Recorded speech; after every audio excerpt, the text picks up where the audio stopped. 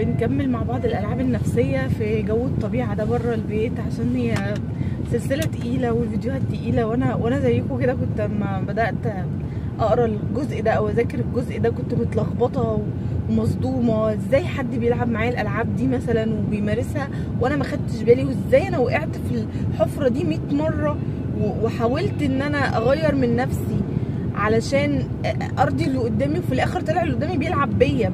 مش صح، ان ما كانتش علاقات صحيه ابدا. فانا لما قررت اعمل السلسله دي قلت جايز حد يكون بيتلعب بيه اللعبه دي يسمعها فيطلع من الدايره دي ويعرف ان مش اصح حاجه انكم تطوعوا الناس المريضه دي في العابها. الالعاب دي بتتعب وبتوقع وبتخلي الواحد مش في احسن مود خالص، وبيبقى ما عندوش طاقه يعمل اي حاجه طول اليوم.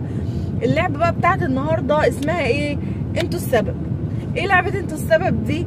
يعني انا لولاكوا في حياتي، لولا ولادي كان زماني معايا دكتوراه، لولا ان بابا توفى كان زماني عجبت مجموع عالي في الثانويه وكنت احسن من كده بكتير. لولا لولا لولا، وغالبا لولا دي بتبقى لحد عايش، يعني بيبقى الاتهام الشماعه لازم نختارها حد عايش عشان اطلع عليه كل مشاعري السلبيه اللي انا حاسسها وفشلي اللي انا بفشله. فانا لما اطلع على حد المشاعر دي انا ارتاح بقى كده. شفتوا المريض بيفكر ازاي؟ هو حاسس انه لما اقول انتوا السبب هو كده خلاص بيخلي مسؤوليه وبيحس ان هو تمام وكل حاجه تمام. واحنا عارفين ان دي حاجه فطريه، يعني ساعات ما بيعملوهاش بقصدهم قوي، بس حاجه من جواهم بتخليهم يحسوا طب تمام ما كانش العيب فيا. طيب احنا لما يتعامل معانا ده، تعالي نقول مثال. مثلا جوزك يقولك انا اترفدت من الشغل بسببك، راجع كده يعني ولا سلام ولا كلام، اهلا يا ست هانم اديني اترفدت بسببك، عاجبك كده؟ هتقولي له ليه؟ انا ايه دخلي في الموضوع؟ هو انا مديرك ولا انا اللي اخرت شغل؟ ولا هو اصلا انت اترفدت ليه؟ يقول لها انا اترفدت عشان بتاخر في الشغل. ما هو انت لو بتصحيني بدري ما كانش زماني اترفدت. طب ايه المشكله هنا؟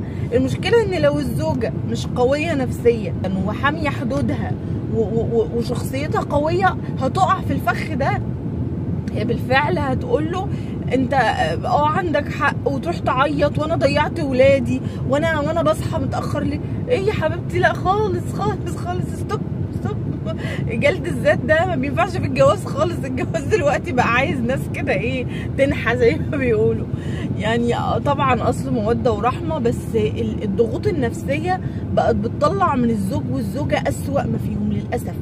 يعني لو في اضطرابات الشخصيه مستخبيه ايام الكليه وايام يعني قبل الجواز والخطوبه، مع ضغوط الحياه والغلاء اللي احنا فيه، ومع المسؤوليات الكتيره اللي على الام وتطور العصر، بقت الام مش زي زمان كده عايزه تاكل وتشرب وتنام وخلاص. بقى في مناهج تقيله، وبقى في تمارين، وبقت مسؤولياتها كتيره، فده بيطلع من شخصيتها ابشع حاجه. كل حاجه مستخبيه بتطلع في الضغوط دي.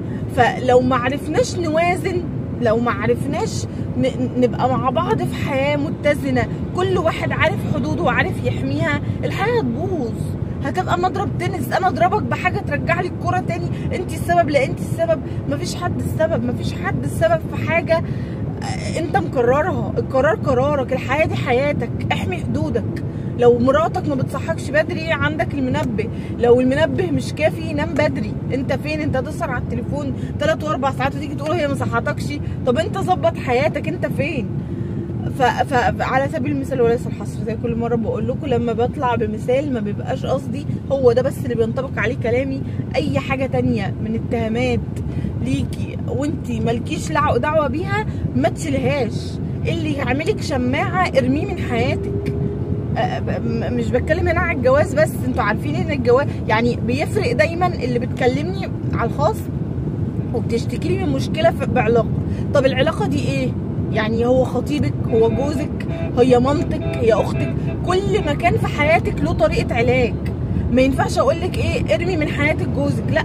هو ما نبقاش فاتحين بيت وما بيننا اولاد وهو بيمارس عليكي لعبه نفسيه زي دي وانت تقولي لا مع السلامه مش لعبه. قلت 100 مره الزوج بيتعامل معامله مختلفه، مش بقهرك ومش بضغط عليكي، بس بقولك ان في مليون خطوه تاخديها قبل خطوه ان ارميه من حياتك. انما لما يبقى صاحبتك في الشغل بتعمل معاكي اللعبه دي، انت السبب، انت اخرتينا النهارده، انت طلعتي من بيتك متاخر فاحنا رحنا متاخر. لما يبقى قرايبك مثلا، انت السبب، اتاخرتي على التجمع فاحنا اكلنا متاخر، فانت حرام عليكي ومنك ليه ما تسيبيش حد يلعب معاكي اللعبه دي. لا انتوا ما اكلتوش ليه لوحدكم؟ انتوا مستنيني ليه؟ ما تسيبيش حد يحدف عليكي قاذورات وانت ما يبقاش معاكي درع متين يصد القاذورات دي. اتمنى اللعبه النهارده كده تكون خفيفه، مش عايزه اتقل عليكم، شايفين بره البيت والجو حر وكده.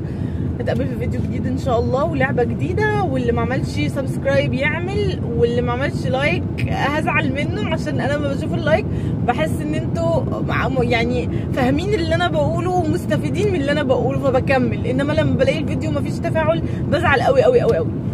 اتمنى لكم كل السعاده اللي في الدنيا، اشوفكم الفيديو الجاي ان شاء الله. باي باي.